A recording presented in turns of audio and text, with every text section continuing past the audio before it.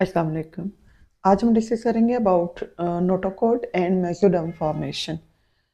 चिक की डेवलपमेंट के दौरान नोटोकॉड किस तरह से बनती है, किस स्ट्रक्चर से बनती है और मेसोडर्म की फॉर्मेशन कहाँ से होती है।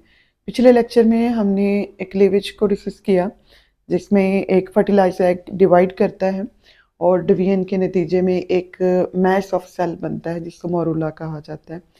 फिर arrangement of and rearrangement of cell, migration of cell होती है, जिसके नतीजे में ये सारी जो closely packed mass of cell था वो कन्वर्ट हो जाता है इनटू ब्लास्टोला। ब्लास्टोला में आगे जर्मिनल लेयर्स बनती हैं, एपिब्लास्ट और हाइपोब्लास्ट की फॉर्मेशन हो जाती है। हम वहीं से आगे स्टार्ट करेंगे। एपिब्लास्ट और हाइपोब्लास्ट की फॉर्मेशन हो चुकी है। ये अपर लेयर एपिब्लास्ट है और ये लोअर लेयर ग्रीन कलर में ये हाइपोब्लास्ट है।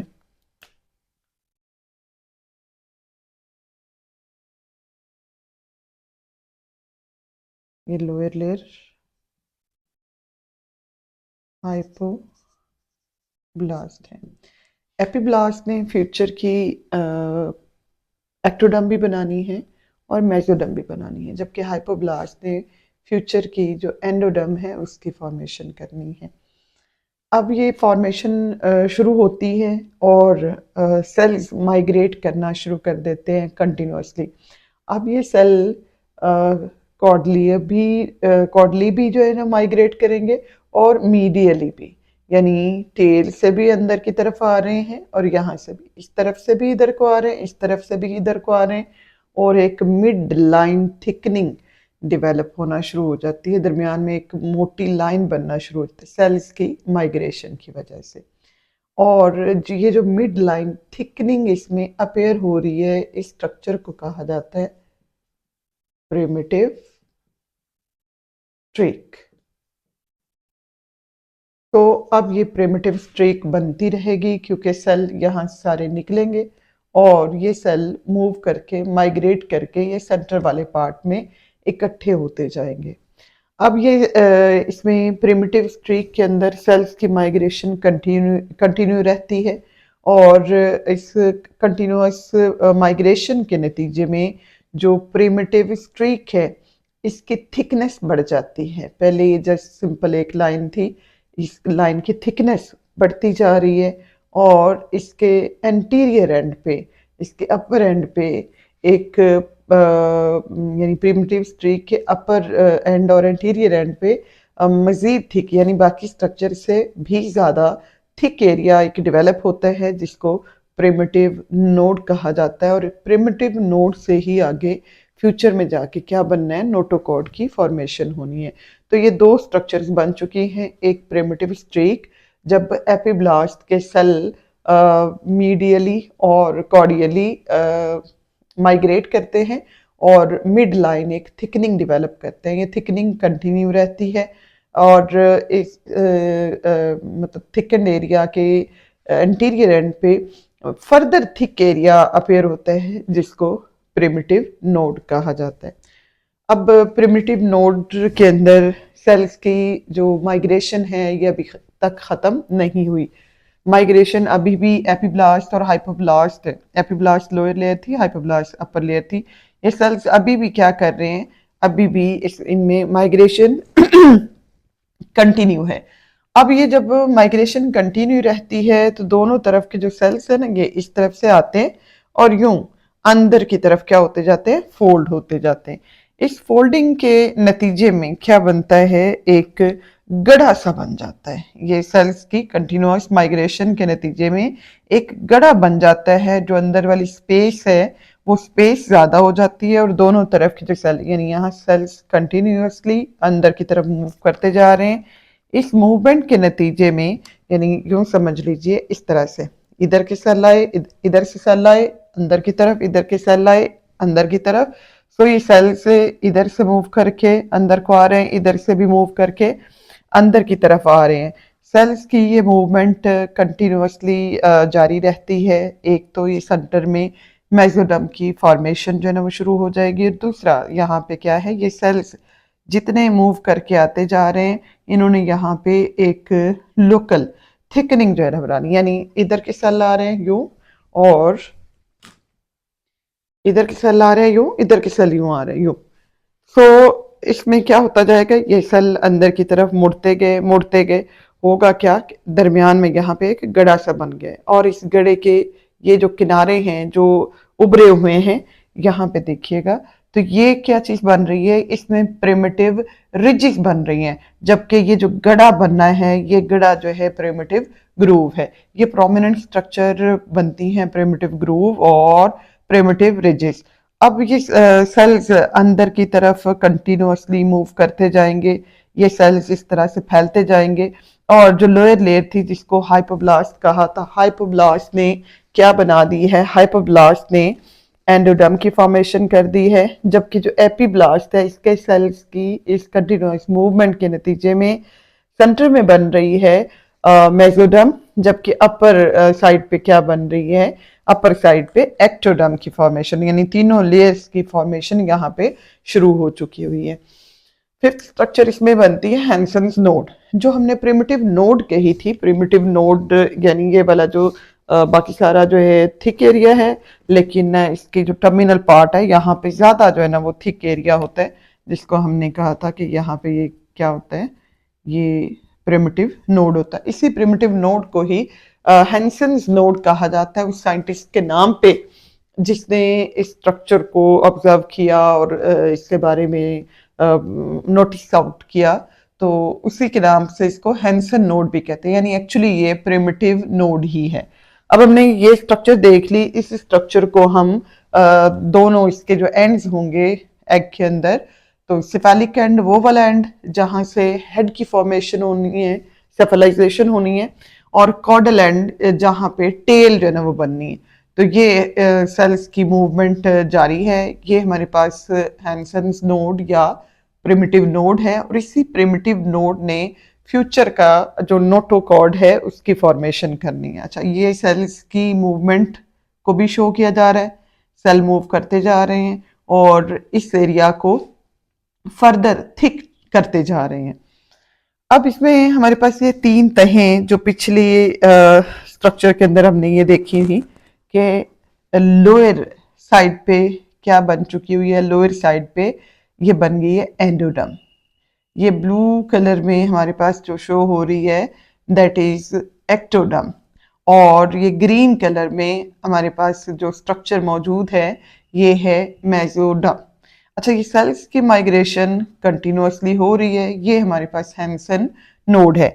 हैंसन नोड जिस तरह से हम कोई एक फनल लेते हैं, कीफ लेते हैं, ऊपर से चौड़ी होती है, एंड वाला किनारा उसका बहुत पतला होता है, कोई भी फ्लूइड डालने के लिए, तेल वगैरह जो है सोंडेलने के लिए, तो बिल्कुल वैसी ही स्ट्रक्चर इसकी भी होती है। ये फनल शेप स्ट्रक्चर है, इसमें से सेल्स स्पेशलाइज सेल मूव करके डाउनवर्ड आते जाते हैं और एक्टोडर्म के नीचे और मेसोडर्म और जो एंडोडर्म है इन दो तहों के ऊपर जो है, तो ये एक्टोडर्म पड़ी है, ये मेसोडर्म पड़ी है, ये हमारे पास एंडोडर्म पड़ी है। तो यहाँ पे ये सेल्स आ रहे हैं डाउनवर्ड और एक रॉड शेप स्ट्रक्चर की फॉर्मेशन कर रहे हैं, जिसको नोटोकॉर्ड कहा जाता है। नोटोकॉर्ड रॉड शेप एक स्ट्रक्चर है अलोंग द बॉडी, ये लेंथ में जो है ना वो पड़ी होती है, और ये सपोर्ट देती है, फ्यूचर में जाके इससे वर्टिब्रल कॉलम की फॉर्मेशन हो सकती है। अब इसी को अगर हम एक क्रॉस सेक्शन में लें यूं, यानी इसको कट करके जो है ना वो देखें, तो ये इसके अंदर एक्टोडर्म है, ये इसमें सेंट्रलाइज्ड पार्ट है, ये मेसोडर्म है, और ये लोअर पार्ट इसका ये ग्रीन कलर में ये हमारे पास एंडोडर्म है। ये तीन तहें इसके अंदर बन चुकी हुई हैं। तीन तहों में ये वाला जो पार्ट है ये नोटोकॉर्ड को शो कर रहा है, जबकि ये आगे न्यूरल ट्यूब वगैरह जो स्ट्रक्चर्स होंगे उनकी फॉर्मेशन कर रहा है। अच्छा, अब इन्हीं स्ट्रक्चर से, यानी ये जो हमारे पास एक्टोडर्म है, इसी एक्टोडर्म से नर्वस सिस्टम की फॉर्मेशन भी होनी है, न्यूरल ट्यूब की फॉर्मेशन भी होनी है, इसी से स्किन की फॉर्मेशन भी होनी है, यानी सारी स्किन भी इसी ने बनानी है एक्टोडर्म ने, और नर्वस सिस्टम भी इसी ने बनाना है। अब ये हमारे पास जो लेयर है एक्टोडर्म, ये क्या कर रही है, ये फोल्ड होती जा रही है, एक्टोडर्म फोल्ड होती जाएगी। प्रिमिटिव गट की फॉर्मेशन किस तरह से होगी? जो एक्टोडर्म है, एक्टोडर्म फोल्ड होती जाएगी, एक्टोडर्म फोल्ड होते होते इस तरह की स्ट्रक्चर जो है ना वो ले लेती है, फोल्ड होकर ये वाली फॉर्म में आ जाएगी। पहले ये इस तरह से है और फोल्ड होकर ये क्या करती है, ये नीचे, इन सब के नीचे जो है ना ये सारी वाली जो स्ट्रक्चर्स बन रही हैं ये यॉक के ऊपर ही बन रही थी।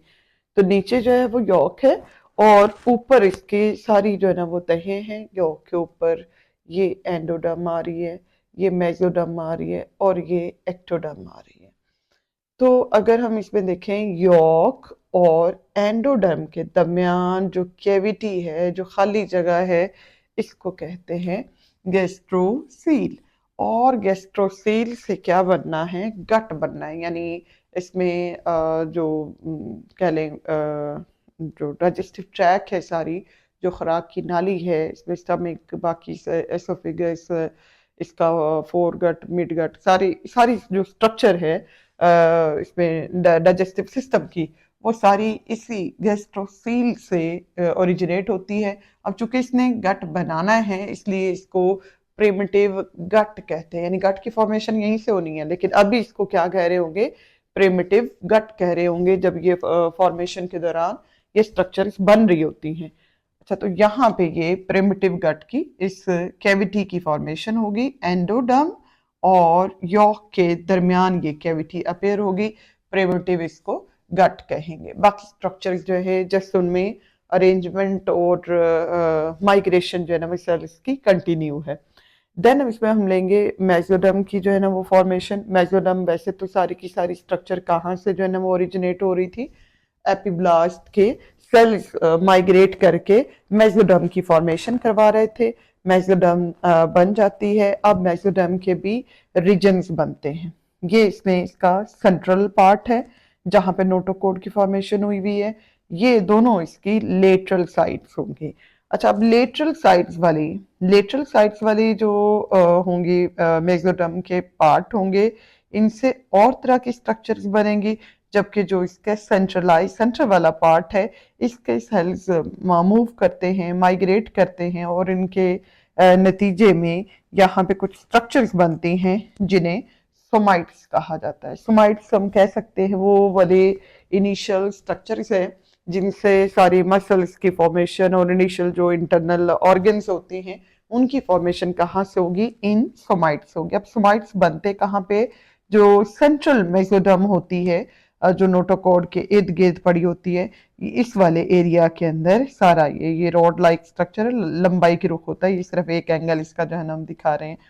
तो इसके इर्द गिर्द क्या बन रहे होते हैं, सोमाइट्स बन रहे होते हैं जिन्होंने फ्यूचर में या जब मतलब ये डेवलपमेंट कंप्लीट होनी है तो इन्होंने डेवलपमेंट के दौरान क्या बनाने हैं, इसने बॉडी के जो मस्कुलर स्ट्रक्चर्स होते हैं, मसल्स पर मुश्तमिल जितने भी स्ट्रक्चर्स हैं, उन सब की फॉर्मेशन इन सोमाइट्स ने करनी है। जबकि अगर हम लेटरल साइड यानी दाएं बाएं दोनों तरफ की वाली, इधर और इधर की वाली जो है ना वो लें, तो इनमें क्या डेवलप होती हैं, इसमें अपेयर होती हैं कैविटीज, खाली जगह इसमें जो है ना बनती है इस तरह से। ये जो खाली जगह इसमें बनती है, इस खाली जगह को कहा जाता है सिलोम। अब ये सिलोम डेवलप कैसे होती है, जो मेसोडर्म होगी वो यहाँ से दो हिस्सों में स्प्लिट होती है, या यूं कह लीजिए सेल इर्द गिर्द वाले इधर वाले सेल वो दाईं और बाईं, ऊपर और नीचे जो है माइग्रेट करके क्या बना देंगे, दो रीजन। यहाँ पे भी दो रीजन जो है ना वो ऊपर और नीचे की तरफ, यानी लोअर साइड पे ये हमारे पास जो लेयर चल रही है ये एंडोडर्म की है, ये वाली ब्लू वाली जो लेयर चल रही है ये हमारे पास एक्टोडर्म है, और मेसोडर्म के सेल्स जो है ये मूव कर रहे हैं। अब वो लेयर जो एक्टोडर्म के करीब होगी वो मेसोडर्म की लेयर क्या कहलाएगी, सोमैटिक मेसोडर्म कहलाएगी। तो ये अपर साइड पे सोमैटिक मेसोडर्म है, दाएं तरफ बाएं तरफ दोनों तरफ ये सोमैटिक मेसोडर्म जो है अब अपेयर होगी। जबकि लोअर साइड पे इसमें सप्लैंक्निक मेसोडर्म आ रही है। तो अपर और लोअर दोनों तरफ दो तरह की यानी मेसोडर्म की स्प्लिटिंग से ये दो स्ट्रक्चर्स डेवलप हो जाती हैं। सोमाइट्स सेंट्रल जो पार्ट है वहां पे अपेयर हो रहे हैं, जबकि इन दोनों मेसोडर्म की जो शीट्स हैं या लेयर्स हैं इनके दरमियान में कैविटी आ रही है जिसने सारे बाकी जो बॉडी ऑर्गन्स होते हैं उनको सराउंड करना है, तो ये सिलोम अपेयर होगी। और ये सोमैटिक मेसोडर्म और ये सबक्लैंक्निक मेसोडर्म की यहाँ पे फॉर्मेशन हो जाएगी। तो यहाँ पे मेसोडर्म के अंदर कुछ और स्ट्रक्चर्स बनेंगे, लाइक सोमाइट जो है ना वो बन रहे हैं। सोमाइट फ्यूचर के सारे जो मस्कुलर स्ट्रक्चर और मस्कुलर ऑर्गन्स हैं बॉडी के अंदर उनकी फॉर्मेशन करेंगे। सोमैटिक मेसोडर्म ये अपर जो लेयर होती है या कह लीजिए एक्टोडर्म है उसकी तरफ जो मेसोडर्म होती है वो उसको सोमैटिक मेसोडर्म कहा जाता है। जबकि कैविटी या यानी इन दोनों तहों के दरमियान जो खाली जगह होती है उसको क्या कहते हैं, सिलोम कहते हैं। तो सिलोम की अपर साइड पे सोमैटिक मेसोडर्म होती है और लोअर साइड पे इसके सबक्लैंक्निक मेसोडर्म होती है, और इस तरह से मेसोडर्म और नोटोकॉर्ड की फॉर्मेशन कंप्लीट होती है डेवलपिंग चिक के अंदर।